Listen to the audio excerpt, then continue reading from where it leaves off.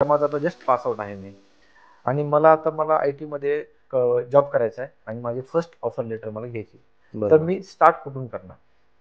Okay, बरोबर. चांगला खूप महत्त्वाचा क्वेश्चन आहे. फ्रेशर्ससाठी खूप महत्त्वाचा क्वेश्चन किंवा करेक्ट. महत्त्वाच्या गोष्टी. तर त्या प्रोजेक्टमधून बरेचसे लोकं स्किल सेट त्यांनी स्वतःचं अपग्रेड केलेलं असतं. पण करेक्ट. ज्यांनी केलं नाही, अशा लोकांसाठी पास आउट झालं की पहिलं तुमचं स्किल सेट अपग्रेड करणे ही खूप महत्त्वाची गोष्ट. जॉब पाहिजे म्हणल्यानंतर आयटीमध्ये IT is a private sector, right? So we know that की आयटीमध्ये एंटर करायचं म्हणलं तर तुम्हाला स्किल सेट शिवाय काहीच ऑप्शन नाही. Correct. Right? So this is not a government job की तुम्ही एकदा एंट्री केल्यानंतर तुम्हाला 60 वर्ष वयापर्यंत ते सांभाळतील, राईट?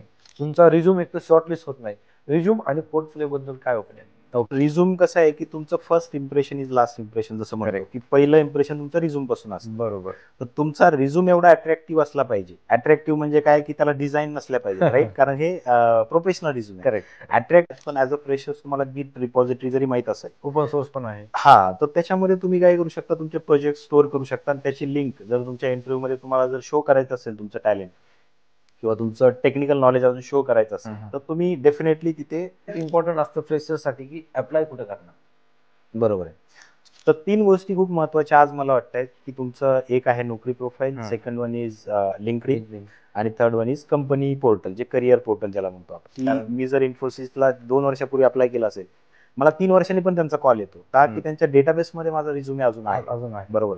सो त्यामुळे तुम्ही फ्रेशर जरी असाल तरी तुम्ही पोर्टलला अप्लाय केलं पाहिजे. तिथे काय की तुमचे मॉक इंटरव्ह्यूज, बरोबर आहे, की मॉक इंटरव्ह्यू मधून काय होतं की तुम्हाला ज्यावेळेस आपण पहिला इंटरव्ह्यू द्यायला जातो की तुमच्याकडे किती टेक्निकल नॉलेज चांगलं असेल किंवा किती तुमचं कम्युनिकेशन चांगलं असेल, तर पहिल्या इंटरव्ह्यू मध्ये सिलेक्ट होणं खूप अवघड आहे. का की तुमची प्रॅक्टिस नसते. माझं प्रिपरेशन आहे आणि मला एक इंटरव्ह्यू भेटलाय आणि मी ऑफलाईन जातो एखाद्या कंपनीमध्ये इंटरव्ह्यू देण्यासाठी. बरोबर. आणि इंटरव्ह्यू प्रोसेस झाली आणि मी रिजेक्ट झालो.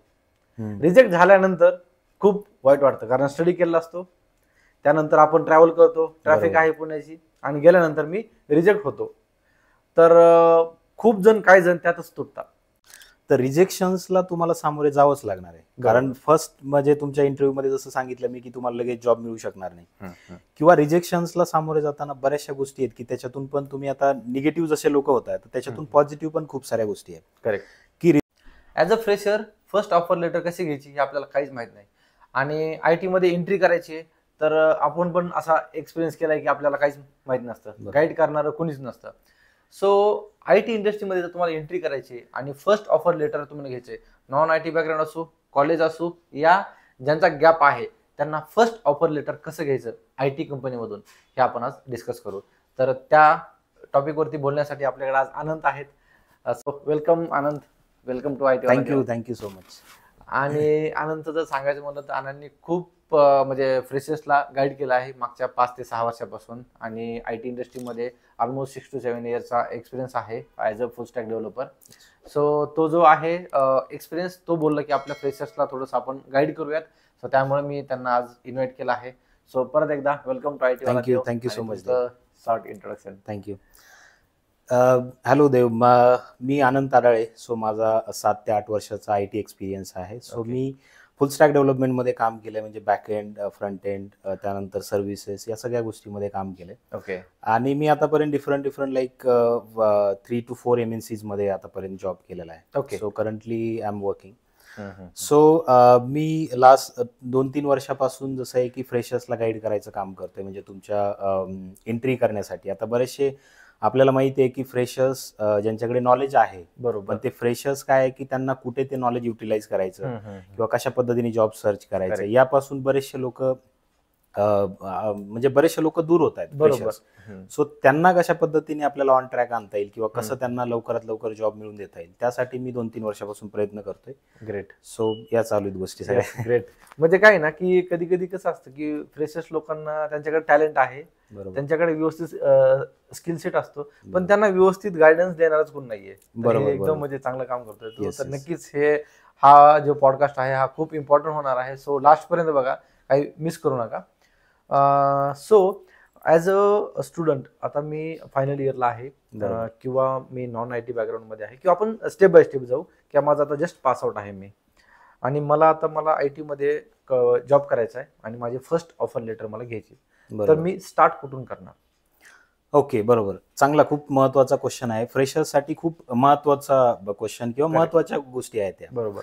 सो फर्स्ट ऑफर लेटर म्हणायचं म्हटलं तर जसं तुम्ही आता क्वेश्चन विचारला की पास आउट झाल्याच्या नंतर काय स्टेप्स घेतल्या पाहिजे, Correct. कुठल्या गोष्टी तुम्ही केल्या पाहिजेत. हम्म, हम्म.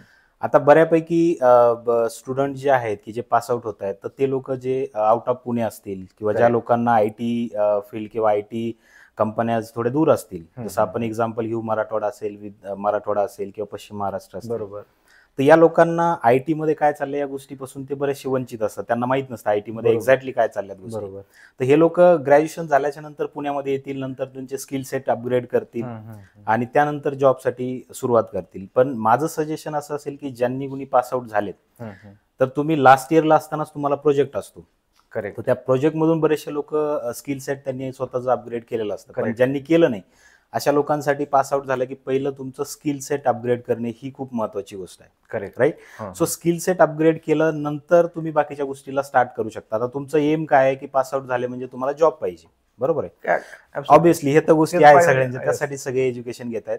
सो जॉब पाहिजे म्हणल्यानंतर IT मध्ये, IT is a private sector, right. So we know that की IT मध्ये एंटर करायचं म्हणलं तर तुम्हाला स्किल सेट शिवाय काहीच ऑप्शन नाही. Correct. Right. So this is not a government job की तुम्ही एकदा एंट्री केल्यानंतर तुम्हाला 60 वर्ष वयापर्यंत सांभाळतील. राईट. बरोबर. सो स्किल सेट अपग्रेड करायचं म्हणल्यानंतर फ्रेशर्सला पण बऱ्यापैकी स्किल सेट असलं पाहिजे. Correct. जसं की तुम्हाला कुठली तरी एखादी टेक्नॉलॉजी असेल, राईट, किंवा एखादं डेटाबेसचं नॉलेज असेल किंवा तुम्हाला सर्व्हिसेस, डेव्हऑप्स याच्याबद्दलचं काही ना काहीतरी तुमचं स्किल सेट असलं पाहिजे, जे स्किल सेट तुम्ही रिझ्यूम मध्ये टाकू शकता. बरोबर आहे. तर माझं रिझ्यूम वरती पण येणार होतं. बरोबर, आपण त्याच्यावरती पण जाऊ. पण सगळ्यात पहिली स्टेप मला वाटते की तुमचं स्किल सेट अपग्रेड असलं पाहिजे, मगच तुम्ही सेकंड पोझिशनला किंवा सेकंड स्टेपला जाऊ शकता. म्हणजे स्टार्टिंगलाच हायलाइट पॉईंट घेऊन केला, किंवा जर आपल्याला एंट्रीच करायची आहे आपल्याकडे स्किल सेट नाही, एंट्री कशी करणार. जर आपल्याकडे स्किल सेट असेल, ओके, तर मी हे पण ऐकलंय की आता आजकाल इंटरव्ह्यू मध्ये जो तुम्ही स्टडी करताय तो पोर्टफोलिओ तुम्हाला डायरेक्टली विचारताय की हा तुम्ही आता समजा प्रोजेक्ट केलाय, बरोबर. बट आता आजकाल काय झालं ना, इंटरव्ह्यू मध्ये कुणी पण रीड करून प्रोजेक्ट एक्सप्लेन करता. बरोबर. ऍज अ प्रूफ म्हणून ऍज अ इंटरव्ह्यू मध्ये असं पण आहे की यार तुमचा पोर्टफोलिओ कुठे आहे, तुम्ही काय कोड केलाय, बरोबर, हे पण आम्ही शो करा. तुमचा रिझ्यूम एक तर शॉर्टलिस्ट होत नाही. रिझ्यूम आणि पोर्टफोलिओ बद्दल काय ओपिनियन तुमचं? Okay, good question. सो फ्रेशर्ससाठी रिझ्युमे आणि पोर्टफोलिओ जे काय तुम्ही टेक्निकल तुमच्याकडे नॉलेज आहे त्याच्याबद्दल खूप म्हणजे ती खूप महत्वाचा मुद्दा आहे त्यांच्यासाठी. करेक्ट. करेक्ट. सो पहिला जे टॉपिक तुम्ही सांगितला रिझ्युमे बद्दल, कारण जसं मी पहिलाच ह्याच्यात बोललो की तुमचं स्किल सेट अपग्रेड झाल्याच्या नंतर पहिली स्टेप तुमची, दुसरी सेकंड स्टेप त्याला म्हणता येईल की तुमचा resume preparation, right. So resume कसं आहे की तुमचं first impression is last impression, जसं म्हणतो की पहिलं इम्प्रेशन तुमचं रिझ्यूम पासून असतं. बरोबर. तर तुमचा रिझ्यूम एवढा अट्रॅक्टिव्ह असला पाहिजे. अट्रॅक्टिव्ह म्हणजे काय की त्याला डिझाईन नसल्या पाहिजे, राईट, कारण हे प्रोफेशनल रिझ्यूम आहे. करेक्ट. अट्रॅक्टिव्ह मीन्स व्हॉट की त्याच्यामध्ये तुमचे सर्टिफिकेशन्स, जे काही तुम्ही सर्टिफिकेशन्स केले असतील, त्यानंतर तुमच्या काही अचिव्हमेंट्स असतील कॉलेज लाईफमध्ये, त्यानंतर तुमचा प्रोजेक्ट त्यामध्ये व्यवस्थित मेन्शन असला पाहिजे. बरोबर. कारण रिझ्युमे या टॉपिकवर भरपूर मोठे व्हिडिओज बनले जातील, एक तासाचे म्हणलं तरी व्हिडिओज होतील रिझ्यूमवरती, बरोबर. सो आपण शॉर्ट मध्ये जर सांगायचं म्हटलं तर तुमच्या स्किल सेट महत्वाचं आहे, तुमचं स्किल सेट.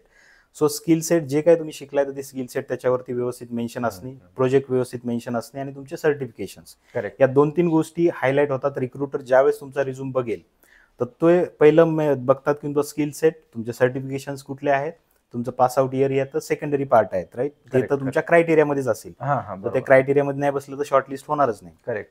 सो रिझ्यूम बद्दल सांगायचं म्हटलं तर तुमचा रिझ्यूम खूप काय म्हणतो प्रोफेशनल पद्धतीने चांगला बनवला पाहिजे आणि त्याच्या आधी तुम्हाला स्किल सेट त्याच्यावरती व्यवस्थित मेन्शन असले पाहिजे. करेक्ट. सो रिझ्यूम शॉर्टलिस्ट झाल्यानंतरच तुम्ही इंटरव्ह्यू साठी पुढे जाऊ शकता, अदरवाईज तुम्हाला एंट्रीच मिळणार नाही. सो तुम्हाला तुमचं नॉलेज शोकेस करायला टाइमच नाही मिळणार आहे. सो रिझ्यूम त्यामुळे इम्पॉर्टंट आहे. जो सेकंड पार्ट आपण जसं बोललो की पोर्टफोलिओ. सो पोर्टफोलिओचा विषय असा आहे की बऱ्याचशा इंटरव्ह्यू मध्ये की आता आपण जसं म्हणलं प्रायव्हेट सेक्टर आहे, तर याच्यामध्ये काय असतं की तुम्हाला तुमचं नॉलेज शोकेस करायचं असतं. काही कंपन्या आज पण अशा आहेत की तुम्हाला कम्युनिकेशन जरी तुमचं तेवढं स्ट्रॉंग नसेल तरी जर तुमचं टेक्निकल नॉलेज चांगलं असेल तरी हायर करतात. मग त्यामध्ये तुम्ही काय आहे की जर तुम्हाला एका दिवस चांगलं जर तुम्ही काही छोटे छोटे प्रोजेक्ट्स बनवले असतील, मिनी प्रोजेक्ट ज्याला म्हणतो आपण कॉलेजमध्ये, त्यानंतर तुमच्या प्रॅक्टिसमध्ये तुम्ही जिथं काही ट्रेनिंग केली आहे तर तिथे पण तुम्हाला प्रोजेक्ट्स करायला देतात, तर हे तुम्ही कुठेतरी तुमचे स्टोर असले पाहिजे, जसं की गिट रिपॉझिटरी एक बेस्ट ऑप्शन आहे. बाकीचे पण अजून व्हर्जन कंट्रोल भरपूर आहेत, पण ऍज अ फ्रेशर्स तुम्हाला गिट रिपॉझिटरी जरी माहित असेल, ओपन सोर्स पण आहे, तर त्याच्यामध्ये तुम्ही काय करू शकता, तुमचे प्रोजेक्ट स्टोअर करू शकता आणि त्याची लिंक जर तुमच्या इंटरव्ह्यू मध्ये तुम्हाला जर शो करायचं असेल तुमचं टॅलेंट किंवा तुमचं टेक्निकल नॉलेज अजून शो करायचं असेल तर तुम्ही डेफिनेटली तिथे त्या गोष्टी दाखवू शकता. सो गिट रिपॉझिटरी किंवा ज्याला आपण म्हणतो पोर्टफोलिओ, तर तुमचा पोर्टफोलिओ खूप स्ट्रॉंग असला पाहिजे. सो या दोन्ही गोष्टी खूप महत्वाच्या आहेत. Absolutely correct. म्हणजे एकदम व्यवस्थित इन डेप्थ आपण जातोय ॲज अ फ्रेशर्सला कसं गाईड करायचं काय, आणि हे गायडन्स करायला म्हणजे आनंदचं युट्यूबवरती चॅनल पण आहे फ्रेशर्स गाईड म्हणून. त्याचं मी URLs आणि त्याचे जे काय आहे तर त्या चॅनलला पण सबस्क्राईब करा. कारण फ्रेशर्सला गाईड जसं आता तो एक्सप्लेन करताय तसंच ते त्यांच्या व्हिडिओजमधून पण छानसं एक्सप्लेन करताय. आनंद, आपल्याकडे स्किल सेट आला, आपण रिझ्युमे केला, आपण पोर्टफोलिओ केला. आता सगळ्यात इम्पॉर्टंट असतं फ्रेशर्ससाठी की अप्लाय कुठे करणार. बरोबर आहे. सो हा पण खूप महत्वाचा मुद्दा आहे. कारण तुम्ही स्किल सेट तुमच्याकडे, तुमचा रिझ्यूम तयार आहे, पण तुम्ही अप्लाय कसं केलं पाहिजे किंवा कुठे केलं पाहिजे, हा पण एक खूप महत्वाचा पॉईंट आहे.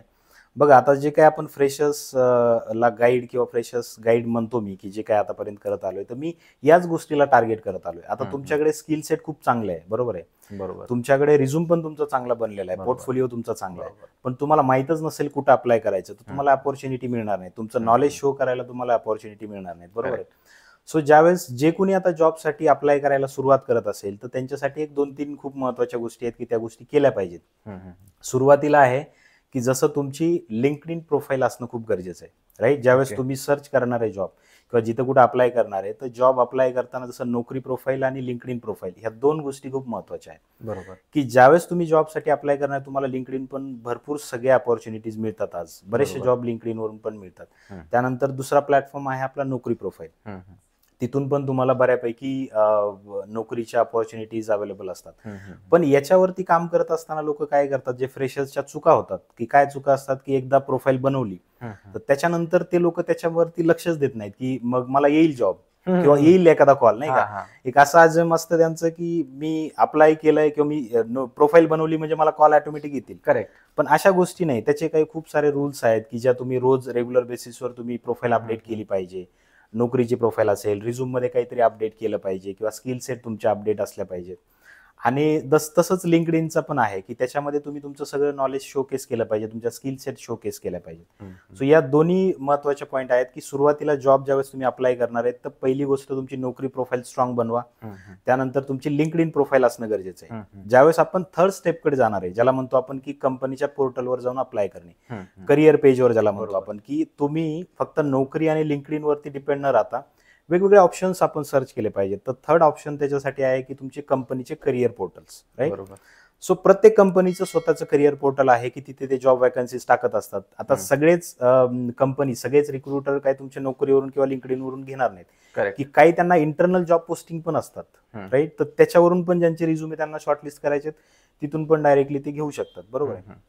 सो कंपनी पोर्टल किंवा जे करिअर पोर्टल ज्याला म्हणतो, हा पण खूप महत्वाचा आहे. पण तुम्ही प्रत्येक कंपनीला जाऊन त्यांचा क्रायटेरिया चेक करून तुम्ही प्रत्येक कंपनीला अप्लाय केलं पाहिजे. मग अप्लाय करत असताना तुम्ही मेल्स वगैरे त्या गोष्टी व्यवस्थित लिहिल्या पाहिजेत, कसं अप्लाय केलं पाहिजे किंवा काय गोष्टी, येस, प्रोफेशनल मेल्स वगैरे. तर 3 गोष्टी खूप महत्वाच्या आज मला वाटत आहेत, की तुमचं एक आहे Naukri profile, second one is LinkedIn आणि third one is company portal, जे करिअर पोर्टल ज्याला म्हणतो आपण. या 3 गोष्टी खूप महत्वाच्या आहेत. सो तुम्ही कंपनी पोर्टलला का अप्लाय केलं पाहिजे त्याचं एक छोटं सांगतो मी तुम्हाला, की ज्यावेळेस तुमचा रिझ्यूम त्यांच्या डेटाबेसमध्ये जातो, तर पहिलं ज्यावेळेस कंपन्या सर्च करतात, तर पहिलं त्यांच्या इंटरनल डेटाबेसमध्ये सर्च करतात. की आता आपणही प्रोफेशनल जॉब करतो, आपल्याला माहिती आहे की मी जर इन्फोसिसला 2 वर्षापूर्वी अप्लाय केला असेल, मला 3 वर्षांनी पण त्यांचा कॉल येतो, का की त्यांच्या डेटाबेसमध्ये माझा रिझ्यूमे अजून आहे, बरोबर आहे. सो त्यामुळे तुम्ही फ्रेशर जरी असाल तरी तुम्ही पोर्टलला अप्लाय केलं पाहिजे. तिथे तुमच्या डेटाबेसमध्ये रिझ्यूम असतात. इन केस काही जर अपॉर्च्युनिटी त्यांच्याकडे आली तर पहिलं प्रेफरन्स ते इंटरनल जॉबला देतात, पोस्टिंगला तिथे. त्याच्यानंतर लिंक्डइन, त्याच्यानंतर नोकरी प्रोफाईल, हे असे सगळे ऑप्शन्स आहेत. ओके. जसं आपण आता स्टेप बाय स्टेप आलोय आणि आपल्याकडे ह्या सगळ्या स्टेप, समजा आपल्याकडे स्किल सेट आहे, त्यानंतर रिझ्यूम झाला, पोर्टफोलिओ झाला, त्यानंतर आपण अप्लाय केला सगळ्या नोकऱ्यांना, आपल्याला कॉल्स आले. ओके. आता कॉल्स आल्यानंतर कधी कधी ॲज अ फ्रेशर्स म्हणून त्यांना असं त्यांना ते टॅकलच करता येत नाही किंवा त्यांना ती प्रोसेस माहीत नसती. Okay. So as a fresher IT इंडस्ट्रीमध्ये इंटरव्ह्यूची प्रोसेस काय असते आणि ते कसे कंडक्ट करतात सगळे इंटरव्ह्यूज वगैरे? ओके, बरोबर, गुड क्वेश्चन. आता ज्यावेळेस फ्रेशर्स या सगळ्या गोष्टीतून जातो, त्याचं टेक्निकल नॉलेज चांगलं असेल, पोर्टफोलिओ बनवला, नोकरी प्रोफाईल, त्यानंतर अप्लाय करायला सुरुवात केली, बरोबर. पण त्याच्या आधी ज्यावेळेस तुम्ही इंटरव्ह्यूला जाणार आहे, सामोरे जाणार आहे, त्याच्या आधी तुम्हाला प्रोसेस माहीत असणं खूप गरजेचं आहे, की काय प्रोसेस असते किंवा भरपूर वेगवेगळ्या. आता कसं आहे की प्रायव्हेट इंडस्ट्री असल्यामुळे सगळ्या कंपनीची सेम प्रोसेस नसणार आहे. जसं की किती टेक्निकल राऊंड घेतील, त्यानंतर ग्रुप डिस्कशन घेतील का, बऱ्याच कंपन्यांची ऍप्टिट्यूड टेस्ट पण आहे फ्रेशरसाठी स्पेशली, फ्रेशर्सला घेतात. त्यानंतर टेक्निकल टेस्ट पण आता बऱ्यापैकी सुरुवात केलेली आहे, राईट. म्हणजे अशा वेगवेगळ्या गोष्टी आहेत. पण ज्यावेळेस तुम्हाला काही गोष्टी ह्या मेन महत्वाच्या माहीत असणं गरजेचं आहे, टेक्निकल इंटरव्ह्यूज, की त्या टेक्निकल इंटरव्ह्यूमध्ये तुमचा एक 30 मिनिटाचा किंवा 1 तासाचा इंटरव्ह्यू शेड्यूल केला जातो. त्याच्यामध्ये तुम्हाला टेक्निकलच क्वेश्चन्स विचारले जातात, राईट. माईट बी त्याच्यामध्ये तुम्हाला काही कोड करायला लावतील, थेरॉटिकल क्वेश्चन्स असतील, माईट बी तुम्हाला काही सिंटॅक्स लिहायला लावतील, राईट. हे टेक्निकल इंटरव्ह्यू मध्ये आलं. तर हे इंटरव्ह्यू पण माहीत असणं गरजेचं आहे. जसं की आता तुमची ऍप्टिट्यूड टेस्ट माहीत असते फ्रेशर्सला, टेक्निकल टेस्ट आता बऱ्यापैकी झाल्यात, कारण फ्रेशर्स जर इव्हॅल्युएट करून घ्यायचे असतील तर त्यांना एक खूप चांगला ऑप्शन झाला आहे की ज्याच्यामध्ये त्या रिक्रुटरचा पण टाइम जात नाही, त्या इंटरव्ह्यूअरचा पण टाइम जात नाही, आणि म्हणजे काय होतं की कंपन्यांना जेन्युइन पीपल्स किंवा जे इव्हॅल्युएट करायची गरज आहे तर ते तुम्हाला टेक्निकल टेस्ट मधून सगळ्या गोष्टी होऊन जातात. डायरेक्टली असाइनमेंट देतात, ती असाइनमेंट कंप्लीट करा, मग तुमचा टेक्निकल राऊंड होईल. बरोबर आहे. तो ज्यावेळेस तुमचा इंटरव्ह्यू साठी तुम्ही प्रिपरेशन करता तर त्याच्यासाठी खूप महत्वाचं पार्ट आहे की तुमचे मॉक इंटरव्ह्यूज. बरोबर आहे. की मॉक इंटरव्ह्यू मधून काय होतं की तुम्हाला ज्यावेळेस आपण पहिला इंटरव्ह्यू द्यायला जातो तर तुमच्याकडे किती टेक्निकल नॉलेज चांगला असेल किंवा किती तुमचं कम्युनिकेशन चांगलं असेल तर पहिल्या इंटरव्ह्यू मध्ये सिलेक्ट होणं खूप अवघड आहे. का की तुमची प्रॅक्टिस नसते, की कुठल्या गोष्टी प्रॅक्टिसनेच येतात. तर त्यासाठी मॉक इंटरव्ह्यू तुम्ही घेतले पाहिजेत किंवा दिले पाहिजेत. तुमच्या फ्रेंड सोबत म्हणा किंवा तुमचे कुणी कलिग्स असतील त्यांच्यासोबत तुम्ही कनेक्ट करून मॉक इंटरव्ह्यूज घेतले पाहिजेत. सो याचा फायदा तुम्हाला काय होतो की ज्यावेळेस ऍक्च्युअल इंटरव्ह्यूला तुम्ही जाणार आहे तर तुमचा कॉन्फिडन्स थोडा हाय असतो. बरोबर. तुमचं कम्युनिकेशन पण तिथे स्ट्रॉंग बनलं जातं किंवा तुम्हाला माहित असतं काय आन्सर करायचे. किंवा बऱ्याच स्टुडंटचे प्रॉब्लेम्स असे होतात की फ्रेशर्स म्हणून की सर मला जर एखादा क्वेश्चन्स विचारलं, so what is mean by oops किंवा उप्स कॉन्सेप्ट काय आहे जावामध्ये, तर मग मी त्याला किती स्ट्रेच केलं पाहिजे, किती त्याला लांबवलं पाहिजे किंवा किती शॉर्ट मध्ये दिलं पाहिजे. तर याच्या गोष्टी कशा असतात की प्रत्येक इंटरव्ह्यूवर त्या गोष्टी डिपेंड असतात. करेक्ट. की त्याला काय एक्सपेक्ट आहे. फॉर एक्झाम्पल तुम्ही उप्स कॉन्सेप्ट जर फक्त 2-3 उप्स कॉन्सेप्ट सांगितले किंवा फक्त पॉईंट सांगितले, त्याच्यानंतर त्याला जर वाटलं की यांनी इलोबरेट पण करायला पाहिजे तर मग माईट बी आपण विचारलं पाहिजे की can I elaborate this one, right. की मग त्याच्यानंतर तो म्हणला येस गो अहेड तर मग तुम्ही पुढे गेलं पाहिजेत. म्हणजे असे बरेचसे प्रॉब्लेम्स होतात की काही लोक म्हणतात सर मला फक्त एकच सेंटेन्स मी सांगू शकतो एखाद्या पर्टिक्युलर टॉपिकवर, मग त्यांनी जर मला विचारलं तर मी पुढे सांगेल, मी क्रॉस क्वेश्चन जर केला क्रॉस क्वेश्चन केला तर सांगेल. हा, तो एवढं एक्सप्लेन मी लगेच नाही करू शकत. सो या सगळ्या गोष्टीचं तुम्हाला ओव्हरकम तुमच्या कधी होतात तर तुमच्या मॉक इंटरव्ह्यूज मधून. तर 2-3 पॉईंट आहेत, कम्युनिकेशन स्किल, कॉन्फिडन्स, त्यानंतर आन्सर किती दिले पाहिजेत, या गोष्टी तुमच्या मॉक इंटरव्ह्यूज मधून सगळ्या गोष्टी क्लिअर होत असतात. त्यानंतर इंटरव्ह्यू प्रिपरेशनसाठी दुसरा अजून एक महत्वाचा पॉईंट आहे की जिथे तुमचा इंटरव्ह्यू शेड्यूल झाला असेल किंवा तुमच्या जे काही टार्गेट कंपनीज असतील, ड्रीम कंपनी ज्याला आपण म्हणतो, तर त्याच्याबद्दल तुम्ही रिसर्च केला पाहिजे.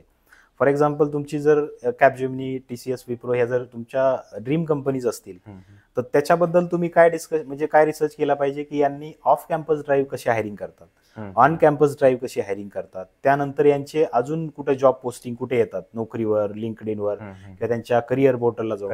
तर याचा रिसर्च तुम्ही सगळा केला पाहिजे. त्यानंतर मागचे जे लोक आहेत की काय पॅकेजवर त्यांनी हायरिंग केली किंवा काय क्रायटेरिया लावलाय, passing criteria, technical criteria. So याचा पूर्ण रिसर्च, कंपनी रिसर्च पण तुमच्याकडे असला पाहिजे. तुम्ही इंटरव्ह्यू प्रिपरेशन मध्ये ही पण खूप महत्वाची गोष्ट आहे. हा, म्हणजे ज्या कंपनीमध्ये आपल्याला जायचे त्या कंपनी बरोबर आपण जर आधीच रिसर्च केला, जर आपल्याला एखादा क्वेश्चन विचारला ऍज अ इंटरव्ह्यू, जर आपण तो सांगितला तर तो ऍज अ एक ऍड ऑन किंवा ऍडव्हान्टेज आपण त्याला बोलू शकतो. येस, बरोबर. आणि जसं आपण एक्सपिरियन्स आपल्याला माहिती आहे की एखादी जर आता हा क्वेश्चन कंपल्सरी झालाय की एखाद्या कंपनी इंटरव्ह्यू द्यायला गेलो आपण तर ते विचारतात की तुम्हाला या कंपनीबद्दल काय माहिती आहे, करेक्ट, की सांगा या कंपनीबद्दल काय. मग त्यांचं म्हणणं असं असतं की तुम्ही आमच्या पोर्टलला गो थ्रू केलंय का, आमच्या कंपनीच्या वेबसाईटला गो थ्रू केलंय का, किंवा तुम्ही फक्त इंटरव्ह्यू द्यायला आलाय पण तुम्हाला माहिती आहे का एक्झॅक्टली की या कंपनी काय. सो या गोष्टीमुळे महत्वाचं आहे ते. येस, खरंच. आणि खरंच कुठल्याही तुम्ही जर कंपनीमध्ये जर तुम्ही समजा अप्लाय केलं ना, त्या कंपनीचं इन डिटेलमध्ये तुम्ही गो थ्रू केलं पाहिजे. जास्तीत जास्त 5-10 मिनिटं जरी तुम्ही गेले की कोणते प्रोजेक्ट चालतात, कोणत्या डोमेनवरती काम करता, काय करता, तर हे असलंच पाहिजे. आपल्याला ज्या इंडस्ट्रीमध्ये जायचं त्या इंडस्ट्रीचं आपल्याला उलट नॉलेज भेटेल. बरोबर. आनंद, तुम्ही जे एक्सप्लेन केलं ना एकदम प्रॉपर, म्हणजे सगळ्या स्टेप बाय स्टेप सगळ्या हे केल्या. जर समजा मला माझं प्रिपरेशन आहे आणि मला एक इंटरव्ह्यू भेटलाय आणि मी ऑफलाईन जातोय एखाद्या कंपनीमध्ये इंटरव्ह्यू देण्यासाठी, बरोबर, आणि इंटरव्ह्यू प्रोसेस झाली आणि मी रिजेक्ट झालो. रिजेक्ट झाल्यानंतर खूप वाईट वाटतं, कारण स्टडी केलेला असतो, त्यानंतर आपण ट्रॅव्हल करतो, ट्रॅफिक आहे पुण्याची, आणि गेल्यानंतर मी रिजेक्ट होतो. तर खूप जण काही जण त्यातच तुटतात की अरे यार बरोबर. आपल्याच्याने होत नाही, बरोबर. आता आपल्याला रिजेक्ट झालो, मला आयटी इंडस्ट्रीमध्ये नाहीये. आणि काही जणांना वाटतं की यार माझा थोडासा अपमान झालाय, मला रिजेक्ट केलंय, इन्सल्ट झालाय, असं काही फील होतं. त्यांच्याबद्दल तुमचं काय ओपिनियन आहे? बरोबर आहे. सो आता कसं आहे की आयटी इंडस्ट्रीमध्ये ज्यावेळेस आपण प्रायव्हेट इंडस्ट्रीमध्ये जॉब करायला जातो, तर रिजेक्शन्सला तुम्हाला सामोरे जावंच लागणार आहे. कारण फर्स्ट म्हणजे तुमच्या इंटरव्ह्यूमध्ये जसं सांगितलं मी की तुम्हाला लगेच जॉब मिळू शकणार नाही, किंवा रिजेक्शन्सला सामोरे जाताना बऱ्याचशा गोष्टी आहेत की त्याच्यातून पण तुम्ही आता निगेटिव्ह जसे लोक होत आहेत, तर त्याच्यातून पॉझिटिव्ह पण खूप साऱ्या गोष्टी आहेत. करेक्ट. की रिजेक्शन्स तुम्हाला मिळाल्यानंतर तुम्ही त्याच्यातून बऱ्याचशा गोष्टी शिकू शकता. बरोबर आहे. पहिली एक गोष्ट आहे की तुम्हाला रिजेक्शन झालं म्हणजे तुमचा हा शेवटचा जॉब नव्हता, तुमचं करिअर इथं एंड झालंय असं नाही. किंवा हजारो कंपन्याज आहेत पुण्यामध्ये, मुंबईमध्ये, किंवा आपल्याला माहिती आहे आयटी सेक्टर खूप मोठं आहे की त्याच्यामुळे तुम्हाला पुण्यात जरी असाल तरी तुम्हाला हजारो कंपन्या आहेत. हिंजवडीमध्ये गेलात किंवा तुमचे इव्हन आयटी पार्क इकडे तिकडे, बरोबर आहे. सो त्याच्यामुळे काय आहे की तुम्ही एक गोष्ट लक्षात आणायची की आपल्याला याच्यापेक्षा बेटर ऑपॉर्च्युनिटी मिळणार आहे, की ही कंपनी माझ्यासाठी व्यवस्थित नाही, माझ्यासाठी याच्यापेक्षा चांगली कुठली तरी कंपनी, याच्याने तुम्ही पॉझिटिव्ह व्हाल. दुसरी गोष्ट आहे की तुम्ही ज्यावेळेस रिजेक्शन्स मिळाले, फॉर एक्झाम्पल तुम्हाला पहिल्या राऊंड मधून असेल, सेकंड राऊंड मधून असेल, थर्ड राऊंड मधून असेल, माइट बी HR राऊंड मधून पण असेल, तर तुम्ही तिथून शिकलं पाहिजे की आपण कुठल्या गोष्टी करेक्ट केल्यात, कुठल्या गोष्टी चुकीच्या केल्यात. आणि आयटी इंडस्ट्रीमध्ये एक गोष्ट आहे की रिजेक्शन्स तुम्हाला जास्तीत जास्त का मिळत जातात की प्रत्येक कंपनीचे एक्सपेक्टेशन सेम नसणार आहे. बरोबर आहे. फॉर एक्झाम्पल तुम्ही आज जे इंटरव्ह्यू दिला आहे, तर त्याच्यामध्ये जे तुम्हाला क्वेश्चन्स विचारलेत सेम तेच क्वेश्चन्स दुसरी कंपनी नाही विचारणार, त्यांचे एक्सपेक्टेशन माइट बी वेगळे असतील. बरोबर आहे. किंवा टेक्निकल स्टक मध्ये ते वेगळं काहीतरी तुमच्यात बघायचा प्रयत्न करत असतील, तर ते तुम्ही शोकेस नाही करू शकत आहे. म्हणून तुम्हाला रिजेक्शन्सला सामोरे जावंच लागणार आहे. ऍज अ फ्रेशर्स मी तर सांगेल, जेवढे तुम्हाला रिजेक्शन्स येतील तर तेवढे तुम्ही परफेक्ट होत जाता त्याच्यामध्ये. कारण जे रिजेक्शन्स आलेत, माझं तर फ्रेशर्सला सांगणं असेल की जेवढे रिजेक्शन्स आले तर त्यांचे क्वेश्चन्स एकत्र करा. आता तुम्ही 5 इंटरव्ह्यूज दिले, 5 कंपनीचे वेगवेगळे क्वेश्चन जर 10 विचारले असेल तर 50 क्वेश्चन बँक तुमच्याकडे आहे. बरोबर आहे. ज्यावेळेस 6व्या इंटरव्ह्यूला जाल तर त्यावेळेस तुम्ही 50 प्लस जर दुसरे काही क्वेश्चन्स असतील ती तुमची बँक बनत जाते. करेक्ट. तर तुम्हाला डेफिनेटली 6व्या 7व्या किंवा मी तर म्हणेन काही लोकांना दुसऱ्या तिसऱ्या पहिल्याला पण मिळू शकते. पण मी सांगेल की जेवढं जास्त तुम्ही इंटरव्ह्यूज देत जाल तर तेवढं तुम्ही स्ट्रॉंग बनता. करेक्ट. तेवढ्या गोष्टी तेवढ्या स्ट्रॉंग होत जातात. किंवा ऍज अ फ्रेशर्स जसं की मी पण ज्यावेळेस जॉब बघतो, की आपल्याला माहिती आहे, तुम्ही पण ज्यावेळेस आपण जॉब बघितला तर त्यावेळेस असं नाही की पहिल्याच राऊंड मध्ये झालं, त्यानंतर आपण खूप सारं स्ट्रगल केलंय, ट्रॅव्हलिंग करायची, त्यानंतर तुमचे तिथं जाऊन पेशन्स ठेवायचे. कारण एखाद्या कंपनीमध्ये ऑफलाईन गेलो, आता तरी ऑनलाईन होत आहे, व्हर्च्युअल होत आहे. ऑफलाईन गेल्याच्या नंतर एका कंपनीत गेला दिवस पूर्ण जायचा, इंटरव्ह्यू 5 वाजता व्हायचा, सकाळी 10ला 9-10 जाऊन 5 वाजता इंटरव्ह्यू होणार. आणि त्यानंतर जर रिजेक्शन मिळालं, कारण खाल्ल्याला काही नसतं, त्यानंतर जर रिजेक्शन मिळालं तर ती खूप वाईट गोष्ट होती. आज तर तशी परिस्थिती नाही, कारण तुमचा इंटरव्ह्यू एक अर्ध्या तासाने येतो, तुम्ही इथं घरी बसून तुम्ही इंटरव्ह्यू देऊ शकता, झाला इंटरव्ह्यू की तुम्ही मोकळेच आहात. त्यामुळे तुमचा टाइम पण वाचतोय आणि रिजेक्शन्स मधून बऱ्याचशा गोष्टी तुम्हाला शिकण्यासारख्या मिळतात. मला तेच म्हणायचंय, जेवढे रिजेक्शन्स असतील तर तेवढा तुमचा पुढचा इंटरव्ह्यू परफेक्ट असला पाहिजे. सो त्याच्यातून ह्याच गोष्टी शिकण्यासारख्या आहेत. Yes, absolutely. म्हणजे खरंच एक इन डिटेल आणि इन डेप्थ आणि स्ट्रेट फॉरवर्ड एकदम स्टेप बाय स्टेप आनंदने जे काही एक्सप्लेन केलंय. जर एखाद्या फ्रेशरला आयटी मध्ये एंट्री करायची आणि त्याला काही नॉलेजच नाहीये तर हे जे पॉईंट्स मांडले तुम्ही एकदा सगळे नोट डाऊन जर करून घेतले ना, तुम्ही ऍज पर हे पॉईंट्स तुम्ही असा प्लॅन करू शकता तुम्ही की हा आपल्याला आता स्टार्टिंग काय करायचे, आता मी कुठल्या स्टेजला आहे, मला काय प्रिपरेशन करायचे, आणि ते एक्झिक्युशन म्हणजे प्लॅन आणि एक्झिक्युशन जर तुम्ही व्यवस्थित केलं ना, नक्कीच तुम्हाला तुमची आयटी मधली फर्स्ट ऑफर लेटर तुम्हाला भेटून जाईल. Thank you so much. खरंच तुम्ही इन डिटेल आणि जे काही आणि फ्रेशर्सला सध्या गरज आहे आणि अशाच गायडन्सची गरज आहे आणि जे तुम्ही सगळे एकदम स्टेप बाय स्टेप केलं. सो थँक्यू सो मच परत एकदा. आणि आयटी वाला देवतर्फे तुम्हाला छोटंसं गिफ्ट. अरे थँक्यू, एक छोटंसं गिफ्ट. थँक्यू सो मच आल्याबद्दल. थँक्यू. आयटी वाला देवला मला पॉडकास्ट साठी बोलवल्याबद्दल देवानंदचं खूप खूप खूप आभार. आणि याच्यावरती खूप चांगले चांगले व्हिडिओज फ्रेशर्सला किंवा एक्सपिरियन्सला आयटी रिलेटेड मिळत राहतात. सो मी पण या चॅनलला फॉलो करते. तुम्ही चॅनलला लाईक, शेअर आणि सबस्क्राईब करा. Thank you so much. Thank you so much. Thank you Anand. Thank you. Bye bye.